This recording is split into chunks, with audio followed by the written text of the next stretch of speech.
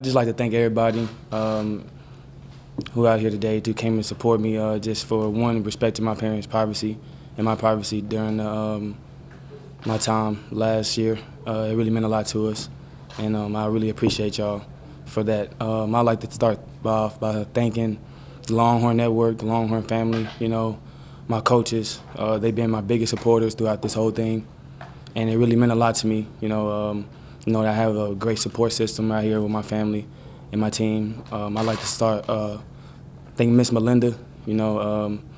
She really pushed it for me to get the best treatment that I could. It really meant a lot to me, and I wouldn't be here today without them. My mom, my dad, my sister and brother, they were also a big support system. They'd leave my side not one time, and I'm deeply grateful for them, because without them, I don't know where I'd be. I don't know where I would have the motivation to do what I'm doing today. Coach Smart, he came and saw me every time that he could. I know it was kind of hard on him during the season, having the coach, but also having me out there doing what I'm going through. But I really appreciate him coming out there and supporting me whenever he could. That really meant a lot. I'd like to thank my doctors at MD Anderson. They were great. Dr. Jabor was a blessing to me. He was very inspirational, and he kept me motivated. He kept my spirits high when times were rough. And I just want to let everybody know that I'm truly grateful for y'all being here today, taking your time out to actually want to get to know me and get the deeper story. And like I said, I just appreciate the comfort level y'all let me have while I was sick. I didn't feel pressured about anything, and now I feel more open to answer questions. So. We'll take questions. Please raise your hand. Brian. Welcome back, Chris. Thank you. The biggest question I've had is, let's go back to January. When you hurt your wrist at VCU, Mm-hmm. and I guess it would have been after Christmas break, when you just couldn't get your wind back. Right. I guess maybe that's a good starting point. Is what did you notice? What did you feel that you just didn't seem right? When I broke my wrist, I was working out with Roos on the side. Mm-hmm. And usually, I'll go hard in the workouts and stuff like that. But when we were doing the conditioning, I just felt it hard for me to, catch my wind. I was exerting more energy than I usually have. Yeah. And usually, with the conditioning shape I was in, I was able to get through those workouts fairly easily. Now, it would be difficult, but my recovery would really tell how I was doing. And it was just taking me longer to recover and catch my breath, and I didn't have the energy to want to hang out with anybody. I just go to my room and just try to get as much sleep as possible. Yeah. And so, did you say something to Bruce or coach or the trainers and say, hey, this don't feel like me? Kind of. My dad kind of noticed it a little bit when I came back and played, but before then, I was with Leif, and I was doing rehab to get back in shape and running down the court. And usually I can get up and down the court with ease without one time down and back. It'd be all right, but I just felt I was tired. I felt like I was moving slowly. And I asked Elijah, I remember that day, because he was in the gym working out. And I kind of asked him, "Wait, how do I look? Am I I look slow? Am I not going fast?" He's like, "Nah, you look good. It's going to take a while." Right. So I really didn't pay too much mind to it. But it was really in practice when I could barely get up and down the court one time, or actually had that energy that I'm used to having on the defensive end or even on offense, and it just wasn't there. Yeah. Go ahead. Andrew, throughout the whole battle, what would you say was the low point for you, and then what was on the other side the turning point when you knew that you were going to be okay? I'd say the low point was just not being around basketball, what I'm accustomed to, and the lowest point is just the dramatic change in my body. 1 minute being just a strong, athletic male to losing everything. So that was a low point for me as far as just personality, just confidence-wise, me as a person. But mentally, it was never a low point. It was all right, my doctors had great support system for me, had a great plan for me, and he reassured me that I would be back playing within the next year, which I didn't know if it would be possible or not, but I had no choice but to believe him. So now that was the main turning point when he told me I'd be able to play again. I was in remission and stuff like that, so that just kept me motivated. Go ahead, Dustin. Piggybacking off that, Andrew, it's been great to see you. What were your thoughts when your doctor told you that, hey, not only are you going to beat this thing, but you've got a chance to get back to basketball within a year? I'm sure that was kind of, I don't know what your expectations were at that time, but take us through your feelings as the doctors were telling you that early on in the process. Yeah, when I was told that, originally I really don't remember too much from the earlier stages, but I remember that I was at least going to be on a 2-year program, so I wouldn't be able to do anything physically remotely to basketball for another 2 years. So when I was at MD Anderson, I realized he was telling me that, no, I'm going to have you better within the year. That kind of was like, I didn't know what to believe. I'm like, okay, I mean, that sounds great. Like, that's probably anything I could ask for, but I didn't know if it was possible just based on how I was at that state. I couldn't do anything. So when him telling me that, it just gave me motivation, seeing my teammates play. I caught every game that I could, and just seeing basketball, that's just really just drove me to just actually want to get back out there and just continue to fight. And it seems like around that point in time, you started getting on social media more, started, touching the basketball a little bit more. What role did those things have in giving you some confidence and some energy through that battle? Throughout them first 2 months, I was closed off from the world. So I wasn't on my phone.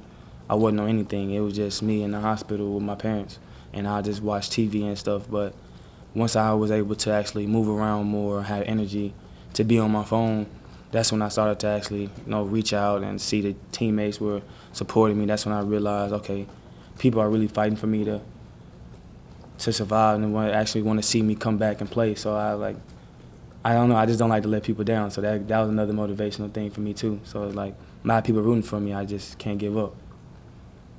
Go ahead, Sean. Hey, Andrew, other than the drive to regain your health 100%, was there anything that motivated you internally? I know throughout your battle you probably had some doubts, why me? But it never seemed like you had that why me attitude. Why was that? I don't know, I didn't want to feel like a victim, to my situation. Like, God puts things, God puts his strongest soldiers in battles that, he know they can handle. So I just kept faith, and I just knew that this was just a bump in the road for me. Like, it was nothing new. I done been through tragic situations in my life before. So this was just another situation that I just had to overcome. And seeing a lot of people who had the same disease or same cancer survive or also lose their battle, I wanted to be the one to actually survive, to actually just keep going. Because it's easy to give up. You know what I mean? But I find it hard to give up when you just have so many goals and ambitions. Nick in front. Andrew, when you first get this diagnosis, your initial reaction, is it sort of fear? Is it you're uncertain, or is it sort of a defiance where you sort of think to yourself, I can beat this thing. I can get past this. What's crazy is, like, the disease cancer has always been my biggest fear. Like, it would be anybody, and it's always been my biggest fear, and I never in a million years thought I would ever have to go through it. And I literally had to face my fears, and it was just something that I don't know, I really don't know how to explain it. When I got the diagnosis, it was like, okay, I'm sick. I've never been this sick before, and I don't know, my parents don't know anything about it. It's something new to our family. So I just took an open mindset. I was just optimistic about the situation, just knowing that, okay, my time's not up yet. And when you start your initial recovery and rehabilitation, stuff like that, like you said, you were closed off, but outside there was the AJ1 patches, not only that Texas was doing, but all the other Big 12 teams were doing. Mm-hmm. What did it mean to you to see, not just the 40 acres, but all these other programs, all these other people sort of reaching out and pulling for you, and sort of watching this story unfold? I mean, it was surreal to me. I didn't realize it would draw this much attention. You know, there's a lot of other people across the country suffering the same disease, or if not worse than me. So for them to actually go out their way to support my cause and support me and my family, it meant a lot. Like, I don't know how much I can be more grateful for it. And I know it allows me to have a platform to reach out for others. Even those who donated to me and my fund, I encourage them to keep donating to researchers across the world, because I have a friend that I reached out to in Memphis who's going through the same situation right now. And I want him to get the same amount of support that I'm getting. Back there. Andrew, now when you're back at practice and with the team, do things feel like they're back to normal the way they were, or are you different, and is your approach different now than it was based on what you had to go through? I wouldn't say too much different, because I've always had like the ambition and drive, but the fact that I'm able to move the way I used to, and if not better than the way I used to, it just being able to fly around, be on the court, actually have something to look forward to every day. Like, I just love basketball, so anytime I get a chance to be out there with the team, I'm going to take full advantage. That's when my full competitiveness come out. Right. And Andrew, the biggest question fans are going to have is, what do you want to do this season? What do you hope to contribute to this team? And because I think a lot of people would expect, is he going to be the same guy? You probably want to be the same guy. Where do you think you are right now? I'm just going day by day. It's only time can tell what I'm able to do throughout the season. And with the opportunity I'm given, I'm going to just show as much as I can. Yeah. And people may probably doubt what I maybe can do if I'm not going to be the same, but ultimately I plan on becoming better, being better than I was when I left. What do you make of this team so far? It's great. I love the energy. We're young. Yeah. We got a lot of fight, and we got a lot of competitors. We got a lot of people who want something, and who've always been overlooked. So we got a lot to prove. Will in the back. No, in the back, right? Andrew, was there one person when everyone reached out, or maybe a couple of famous athletes that you looked up to that, kind of left you starstruck a little bit? It was just really cool to see those people reach out. Yeah, Chris Paul was a big one for me, because I recently went to his camp that summer before, and he had reached out to me. FaceTimed me. I mentioned with John Wall on Twitter. Just a lot of guys who I like to watch and like idolize reached out to me. So it was cool for them to actually do that, even though they didn't have to. Trent in the front. A lot of the guys talked about at Texas Tip-Off how there's just kind of an overwhelming, just upness and spirit and positivity around the team. With you're back with the guys, do you feel that everyone just kind of has the different positive energy with you being back around the team? I mean, I felt like they were like that before I even got back. Getting back into the workouts, and they kind of made it known how like this was their culture. This is how things were going to be at Texas, and it was, since I've been out so long, it was just for me to not just fit in, but match what they've been building this whole summer. So that's pretty much, they did all the work. I'm just here just being a part of it. That first day back at practice this semester, what was that like for you? It was good. I mean, of course I was in limited action at the time, but just saying, like I said, just being back out there is no better feeling. Dennis in the back. Andrew, I know you've probably dunked a million times in your life, but a lot of us saw your kind of comeback on Twitter. That first time you threw that dunk home at the hospital there on the court, what was that feeling like? It was cool. That dunk actually took place at I think at Houston Baptist, and it was cool because I've been just working, trying to get my speed back, trying to get my athleticism back. I never knew if I was gonna dunk again, but just me, just trying just to do it anyway. I was working out every day in the weight room as much as I can. So when I finally was able to like flush the dunk like easy, I thought I was like, okay, maybe I might be able to make a stronger comeback. how much work had gone into that particular day? How long you been trying to dunk that day? At least two or 3 weeks. It's just going up there, just trying to grab the rim, like just like you do when you're a kid. Just going up there, just I feel like the more and more you try, eventually you're gonna get it. So that was kind of like that one time, and ever since then I've been able to dunk. Jim in front. Andrew, I'm curious, what's still in front of you? Do you still have any more treatments? What are the doctors telling you at this point that you might still have to go through? Yeah, at this time, in December, probably like after the Purdue game, we have pre-planned treatments for me to go during the Christmas break to do another round. But that's pretty much as far as we're going right now on that aspect. But until then, I'm just want to do as much as I can before I have to go through that. But it's only like a temporary thing. How, for somebody who hasn't been through what you've been through, just physically, how difficult are those treatments that you have to go through? Fortunately, with Jabor and the treatment that he's got me on, I haven't really experienced any true side effects outside of being in the hospital. So the medicine that I'm on really has little to no side effects. I don't really feel drained. I don't feel tired. I'm not aching all the time like I was like in the beginning of the process where like it would just hurt to walk and all that stuff. But as far as the outpatient treatments, they've been fairly good to me. You know, in terms of when you finally are able to get back out on the court, you know, what is sort of that process like? You know, obviously it was a gradual thing. You know, you said it took you 2 to 3 weeks to kind of get back to dunking, but just in terms of being able to do all the same drills, you know, who exactly were you working with? Because I know, you know, Texas was still sort of in season and stuff like that at the time. So, you know, just what was that sort of step-by-step process for you to kind of get back to where you are now? I was fortunate to have some friends in Houston.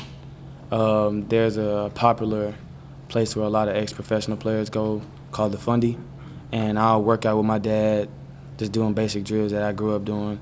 And they play pickup basketball every day, every morning. So like any other place, you got to build a reputation, and actually you're not going to get on the court unless they know you're good. So the more and more I went, the better and better I got at playing, and the more respect I got. Even though I was the only one who had a chemo bag and a pick line, I was still able to play with professional athletes who are overseas playing now.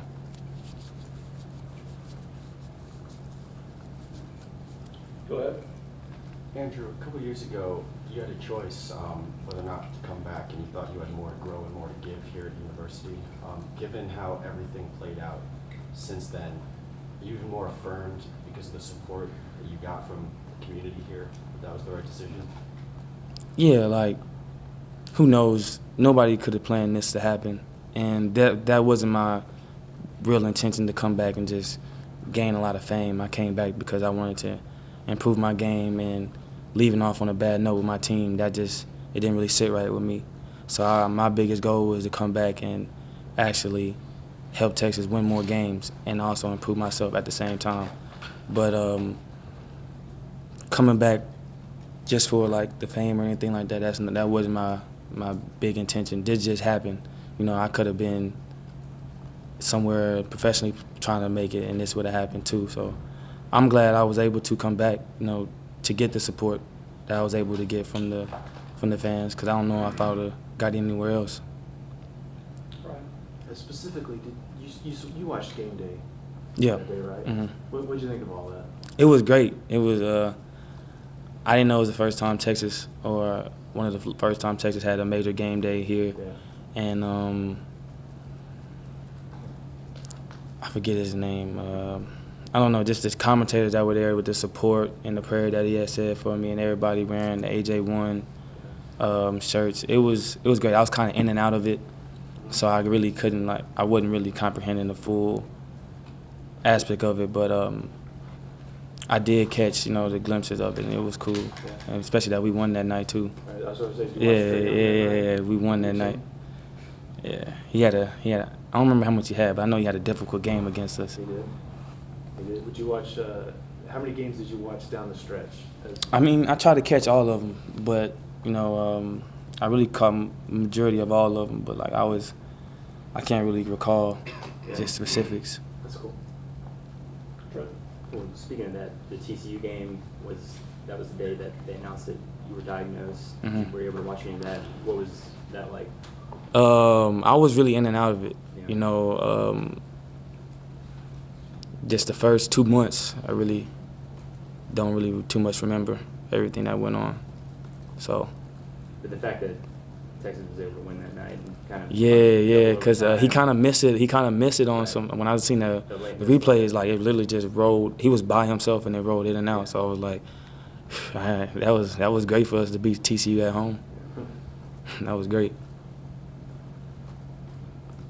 Dustin? You said you're taking it day by day, and you're probably in the moment, but have you ever allowed yourself to just kind of stop and reflect and just all the progress you've made in, 10 or 11 months, or thought about just, where you were then compared to where you are now and all the progress you've made? Sometimes I try not to just dwell on the past. I always like to just to keep moving forward, because just sitting back reminiscing, just sometimes it could put people in a bad space. So I'm just happy that I'm healthy now. Pray that I never have to get back in that situation that I was in, and I'm always just constantly trying to just improve. So every day I look in the mirror, I know I'm improving in some way. When you broke your toe, were you thinking, you gotta be kidding me, man? Man, that was really like a blessing in disguise, if we're going to be honest. Like, I broke my toe in like a freak accident way, but it gave me time to get with Roos. It's funny because he was kind of laughing at the situation, kind of like, now I got more time to put more weight and muscle on you and strength. So it was like, okay, that was one way of just kind of like slowing me down a little bit and just actually focusing on actually getting stronger. Sean? Andrew, I know basketball will always be your number one passion and your teammates here for life, but for all those of us who have not experienced what you had, battling something, illness like this, how has it changed your perspective on life? I know basketball will be number one in your family, Mm-hmm. but do you plan on using your platform any more than you already have? Because you've been very vocal and supportive of fighting this. Yeah, it just gives me an outlook, because you never know what people are going through or who in their family has experienced situations like this. Just recently, I think a couple of days ago, we had a young man come to the gym, and he was recently diagnosed with leukemia, and there's other people who also have the same, situation that I'm going through. So if I can in any way, I always try to promote cancer awareness, and I know there's breast cancer awareness is going on right now, and I just want everybody just to support, because it could happen to anybody at any given moment, and it's not always about yourself. And I learned to just think of it as it's bigger than just basketball. Like, it's bigger than just me and everybody in the world that goes through something. And this particular cancer and disease, it affects a lot of people in everybody's life. So I'm definitely gonna, if I can in any way, try to promote and push cancer awareness. Yes? Were there any cancer survivors you became really close with during this process and sought advice from? And on the other side of that, is there anybody who's approached you since and used you as an inspiration? Yeah, definitely. I get a lot of people through social media. I got a lot of emails and messages from people who are going through the same situation, like their kids, and have their, like I said, mentioned the guy from Memphis and another girl from Western Kentucky. I'll reach out to them just to give them just moral support and just know that they're not the only ones going through the fight, and I've been through it. Survivors, I didn't seen a couple of survivors that came up to me at the Texas autograph signing. I guess an alumni came up to me and was talking to me about how he had the same thing. I met a guy at MD Anderson, actually, who survived 4 different types of cancers, and he was in the military, or the Army, and stuff like that. So it's not that I was really seeking advice or anything like that. It just, what I've been through and what I've seen my dad go through, it was just kind of installed in me just to never give up. Nick? you know, obviously this whole year has been anything but normal for you, but now, you know, you're back at school, class, getting ready for the season, training, stuff like that. Does this sort of finally start to feel like back to normal for you? Things aren't never going to be normal, but it feels good. I'm getting used to it. You know, I don't really have a problem with it. I'm just trying to get back and establish a day-to-day routine. You know, how has your teammates' response been? You know, obviously we've talked to them and they're all very excited and just happy to have you back. But, you know, are they still going at you as hard as they Oh, yeah, used they had to? no choice. They had no choice, because I'm coming at them full throttle, so there's no taking it easy no matter what, even if I've been gone. Like, I told them, I was like, some of them gained a lot of weight throughout the summer. They got stronger. I'm like, all right, y'all have y'all fun now. Y'all have fun. Y'all take full advantage while y'all have the chance. Two or three last ones, Trevor, go ahead. Well, speaking of getting stronger, what's that process with Coach Roos been like, you know, in the gym, kind of trying to get yourself back to playing shape and where you were? Oh, it's great. I love it. Me and Roos got a good relationship because I've always been the one that wanted to be in the weight room, lift and get stronger and stuff like that, so I had no problem adjusting. Really, like I said, it was really them slowing me down, pacing what I can and cannot do so I won't overexert myself. But I didn't definitely picked up some weight and muscle since I've been back. Are you close to what you were at, your playing weight? Oh, yeah. Yeah, I'm getting there. I don't really want to get into numbers right now, but just know I'm on the upward climb. Brian? Andrew, if there's one thing you'd want all of us to stress to fans, whoever, about your journey, what would that be?